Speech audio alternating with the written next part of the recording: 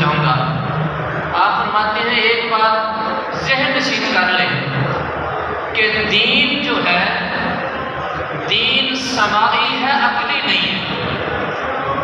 دین سماعی ہے، عقلی نہیں ہے۔ دین وہ ہے جو اللہ تبارک و تعالیٰ نے آقا کریم صلی اللہ علیہ وسلم پر نازل فرمایا۔ آپ صلی اللہ علیہ وسلم نے صحابہ کرام کو بتایا، صحابہ سے آج تک اولیاء اور علماء اہل سنت جو بیان کرتے آئے ہیں، ایک دوسرے سے سنتے آئے ہیں، یہ دین ہے۔ اور دوسری آپ نے نفی کی کہ جب بھی دین کو عقل پہ پرکھا جائے گا بندہ گمراہ ہو جائے گا۔ اور مثال یہ دی کہ سب سے بڑا عاقل، جس کو سب سے بڑا فلسفی مانا جاتا ہے، وہ سقراط اور افلاطون ہے۔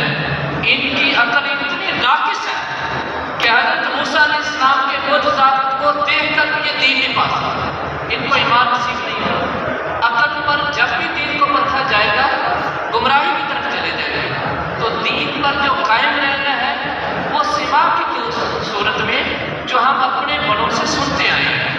حضور داتا گنج بخش اجمیری رحمۃ اللہ علیہ نے 1000 سال پہلے جو آگے بھی فتنے آنے والے ہیں ان تمام کا ذکر بھی کیا ہے، صوفیاء کا، اور پھر یہ بھی ذکر کیا۔ ایک اور مسئلہ ذہن میں رکھیں، حضرت داتا گنج بخش اجمیری رحمۃ اللہ کا نام ہے حضرت علی بن عثمان۔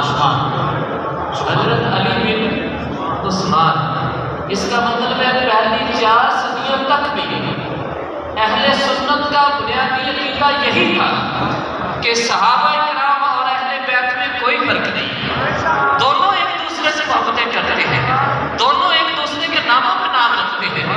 اور یہ آج اگر ذہن کسی طرف سے کوئی جا رہا ہے تو پھر اس کو اپنے علم پہ سوچنا چاہیے، اپنی عقل پہ سوچنا چاہیے۔ اور اس کے لیے رہنمائی تو سب سے پہلے پھر حضور فیض عالم داتا گنج بخش علیہ رحمۃ شجرہ مبارک میں نہیں تو ظاہر بنو میہ کے سفیر جو ہے سنتے کے نہیں، آتے گرامی کا نام ان پر ہے۔